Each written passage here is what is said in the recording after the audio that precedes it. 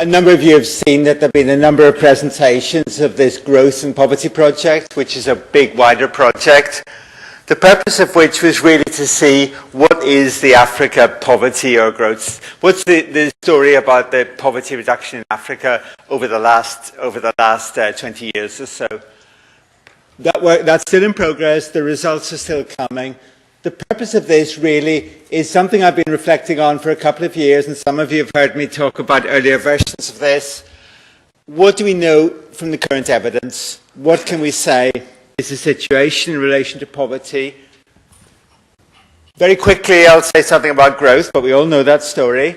I'll say something about data sources for poverty, and Morton's issue about data quality is very relevant here too.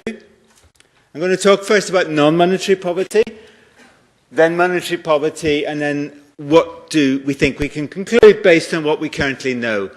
Based on the projects, on the results of the GAP project, which will hopefully be coming out next year, we'll hopefully know quite a lot more. We know the growth story. We know the recovery of growth in Africa since the mid-90s. That chart makes it look small because of the scale, but the growth is quite significant. We know Radley, we know The Economist, we know these stories, we know the sort of explanations for African growth. What we know less about, I think, is what's happened to poverty. The purpose, what I'm going to do is focus on the 24 largest countries in sub-Saharan Africa. That's 91% of the population. That's pretty good. 20 out of those 24 countries have had positive per capita growth since 95. Only 4. Those 4 countries have had negative growth experience. I don't think anyone doubts that those are countries which have been poor growth performers. Côte d'Ivoire, Congo Democratic Republic, Madagascar. I don't think anyone doubts that story. I know there's questions about how reliable the growth measures are, but 20 out of these 24 countries are growth stories. 11 out of them have increased their per capita income by more than 50% over that 15 years. Poverty. On non-monetary, we all know about the Demographic and Health Surveys, generally felt to be a good quality source of data. Broadly comparable between countries, broadly comparable over time within countries, but there are some issues, there are some changes in questionnaire, there are some issues about sample and so on, but broadly speaking, good data, accessible data. And of the 24 countries, we can say something in 21 countries of the 24 at 2 points in time. In other words, we can look at changes. There's only 3 that we can't. Monetary poverty, the situation is somewhat more difficult. Surveys are different between countries. They often change within countries, so there's questions of comparability between one survey and another. And monetary poverty, we really have to worry about prices. Changes in prices, differences in prices between different parts of the country, different months of the year, changes in prices over time. We've got PovCalNet, we've got the World Development Indicators, which has poverty information. I'll say something about that later. My judgment, we have comparable data on 18 or possibly 19 of the 24 countries, and the GAP project, as I said, will give us more. Let me start with the non-monetary story. There's lots of indicators we can compute from the DHS surveys. Let me start just by looking at under 5 mortality rates. Of course, there's far too much information in those charts, but the columns are sort of grouped by country, and mostly what we see there are stories of reducing under 5 mortality. Sometimes, like on the right there, Malawi, quite sharp. Ghana in the middle, quite sharp and consistent reductions in under 5 mortality, but other cases like Cameroon, like Burkina Faso, jumping around and not necessarily consistent trends. Côte d'Ivoire is a case where under 5 mortality increased. Zimbabwe on that chart is another case. These, of course, are 2 of the negative growth stories. They also have poor outcomes in terms of under 5 mortality. There we have more countries that have done well in terms of reducing in terms of reducing under-5 mortality, like Senegal, like Rwanda, and so on. Then we have data on malnutrition. This isn't all the data on malnutrition. But broadly, again, this is the percentage of children underweight. Where we have data at more than 2 points in time, usually we have reductions, but not in Cameroon, not much in Benin, not in Kenya. So it's a bit of a mixed story. Yes, there's a lot of positive stories there, but there's also some less positive stories. We can look at enrollment, we can look at education, that increases everywhere, we know that story. But it's not a 100% positive story, and I would say Alwyn Young's story interpretation of DHS data is rather too positive. Yes, this is a positive story in most cases, most times, but not always. Vaccination goes up, there's improvements in many indicators, the rates of improvement are quite good. It's of course not a meaningful comparison to compare it with the growth rate, but the rate of improvement of the under-5 mortality rate, the percentage rate of improvement of the under-5 mortality rate, is not bad. The non-monetary story, broadly, these are data which are comparable, which are broadly comparable, and where I think we can be reasonably confident about the conclusions. It's less strongly linked to growth, because obviously many other factors matter. Aid matters, public spending matters, effectiveness of delivery, all kinds of other things matter. But it is true that in two of the negative growth countries, Cote d'Ivoire and Zimbabwe, two of the worst cases, one also has worsening of a number of these indicators. Monetary poverty. This, of course, is a more difficult story. The World Bank headcount figures, of course, tell us that poverty fell in sub-Saharan Africa, even in the end in terms of number of people, between 2005 and 2008, as well as, of course, in percentage. What we're interested in, really, though, is the country-level evidence. Now, of course, again, the World Bank collects data. PovCalNet has $1 a day poverty, or $1.25, and so on. World Development Indicators also has national poverty line. That, again, is far too much information, but that's just taking the World Development Indicator story on trends in poverty, again, grouping countries. We see some cases of quite sharp reductions in poverty. Uganda, third country from the right. Ghana, about sixth from the left, are cases of quite good poverty reduction. But Cote d'Ivoire is a story of big increase in poverty, so is Zimbabwe. Burkina Faso is a story of jumping around, but not of significant reduction. But that's with World Development Indicator data. And I think there are issues with this data source. It's not clear how these numbers are calculated. It's not clearly explained where the numbers come from. And also, there are issues of comparability of some of the surveys. And that, again, I don't think is sufficiently documented.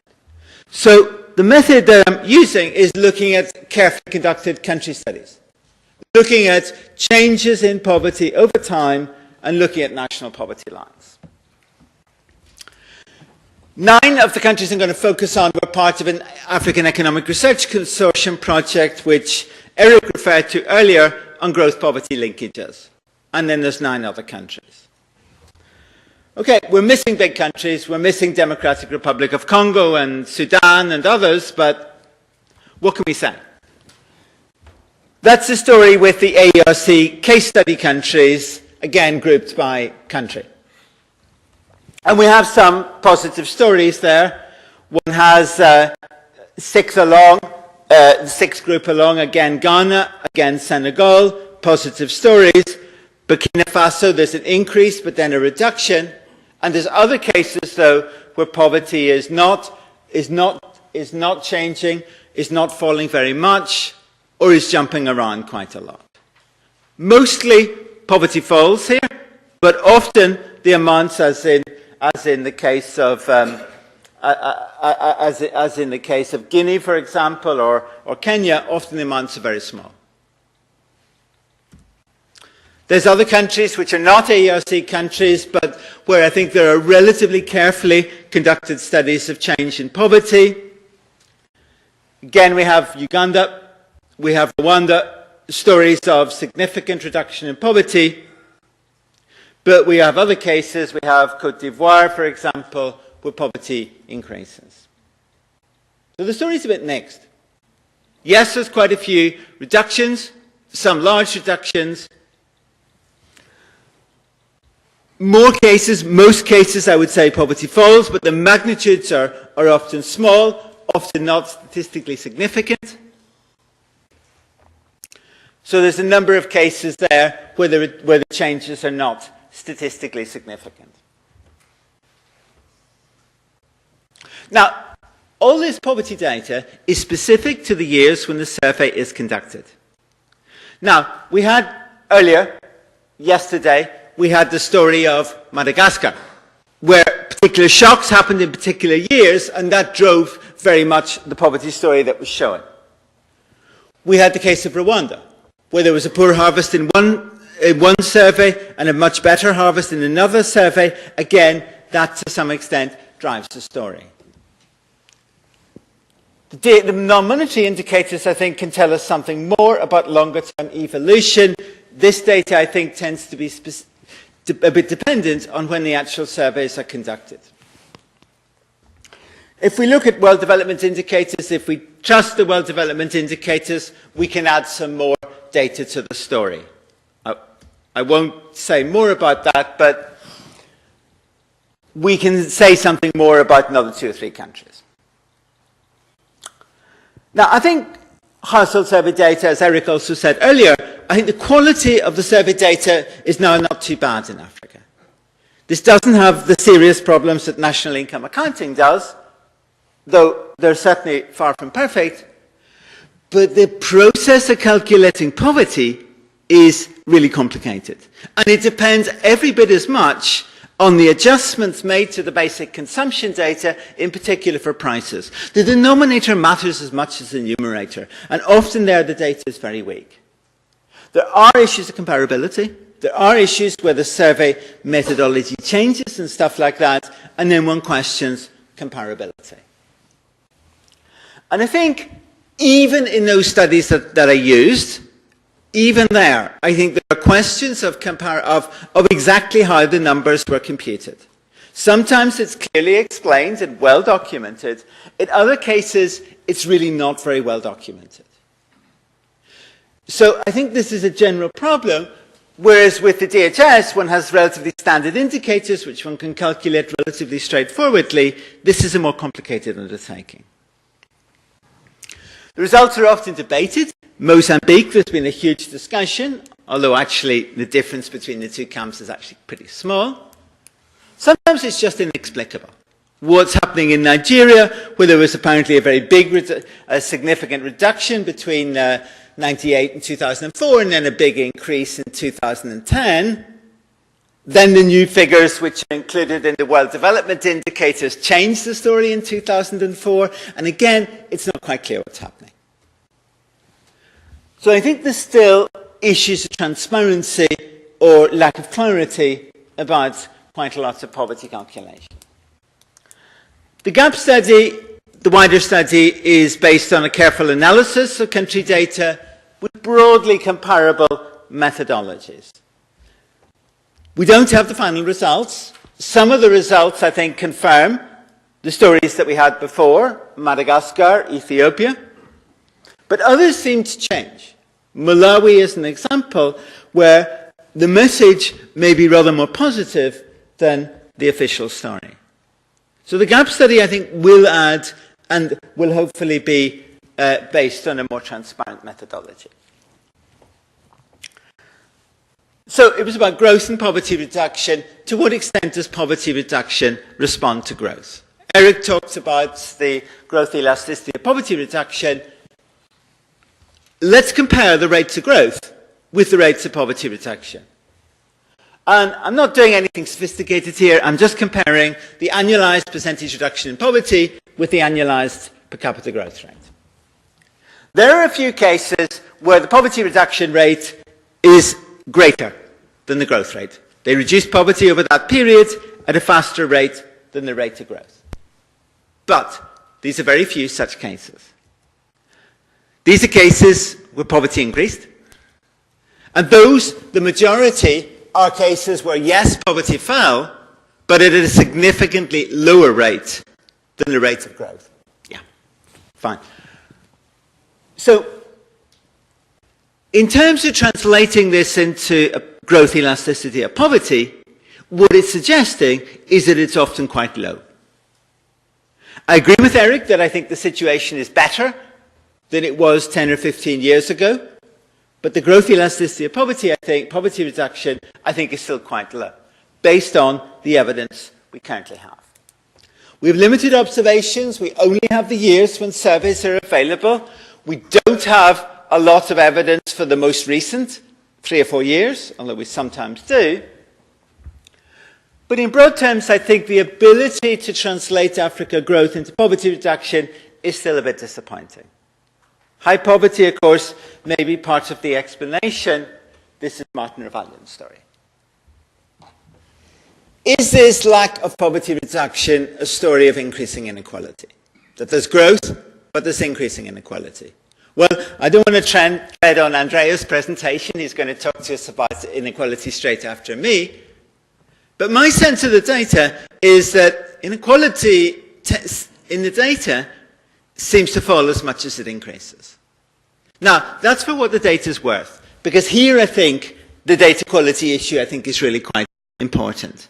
We know that richer people tend not to be covered in surveys, and that potentially could seriously compromise the reliability of the inequality data. I'm sure Andrea will have things to say on this. I think we need much greater clarity on the monetary poverty trends. I think the story is definitely positive. Monetary poverty has fallen. Some of these studies are much better documented, much more transparent, much clearer than others. But there does seem to have been monetary poverty reduction, but at perhaps still disappointing rates. The non-monetary story, I think, is more positive, often, but not always, and in a wider range of countries. The non-monetary story does not necessarily go in line with the monetary poverty story. So there are cases where non-monetary poverty improves and monetary poverty doesn't, for example. The non-monetary outcomes are important measures in their own right. They're relatively easily measured, they're important outcomes in their own right, and they're also potentially very important determinants of growth and potentially the growth elasticity of poverty reduction. But we have in the sample countries which have been good across the board, which have done well across the board. I've talked a lot about Ghana and Senegal. There are other cases in there, Uganda, Rwanda, and others. But is this a case of institutions? Is this a case of policy environment? Often it's other things as well. Fertility reduction is often a significant factor associated with both growth and poverty reduction. Saying nothing about causality, but that association seems to be in the data. In broad terms, I think poverty certainly is falling in Africa, but perhaps at disappointing rates. Thank you very much. Thank you very much, Andy. Very quickly, I'll say something about growth, but we all know that story. I'll say something about data sources for poverty, and Morton's issue about data quality is very relevant here too. I'm going to talk first about non-monetary poverty, then monetary poverty, and then what do we think we can conclude based on what we currently know. Based on the projects, on the results of the GAP project, which will hopefully be coming out next year, we'll hopefully know quite a lot more. We know the growth story. We know the recovery of growth in Africa since the mid-90s. That chart makes it look small because of the scale, but the growth is quite significant. We know readily, we know how reliable the growth measures are, but 20 out of these 24 countries are growth stories. 11 out of them have increased their per capita income by more than 50% over that 15 years. Poverty. On non-monetary, we all know about the Demographic and Health Surveys, generally felt to be a good quality source of data. Broadly comparable between countries, broadly comparable over time within countries, but there are some issues, there are some changes in questionnaire, there are some issues about sample and so on, but broadly speaking, good data, accessible data. And of the 24 countries, we can say something in 21 countries of the 24 at 2 points in time. In other words, we can look at changes. There's only 3 that we can't. Monetary poverty, the situation is somewhat more difficult. Surveys are different between countries. They often change within countries, so there's questions of comparability between one survey and another. And monetary poverty, we really have to worry about prices, changes in prices, differences in prices between different parts of the country, different months of the year, changes in prices over time. We've got PovCalNet, we've got the World Development Indicators, which has poverty information. I'll say something about that later. My judgment, we have comparable data on 18 or below The Economist. We know these stories. We know the sort of explanations for African growth. What we know less about, I think, is what's happened to poverty.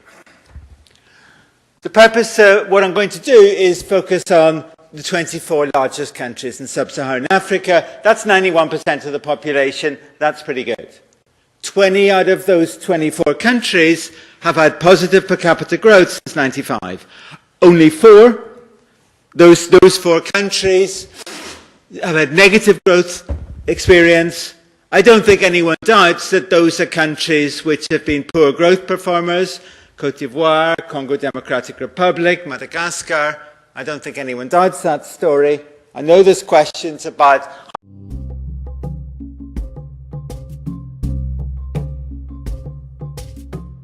a number of you have seen that there have been a number of presentations of this growth and poverty project, which is a big, wider project. The purpose of which was really to see what is the Africa poverty or growth. What's the story about the poverty reduction in Africa over the last 20 years or so. That's still in progress. The results are still coming.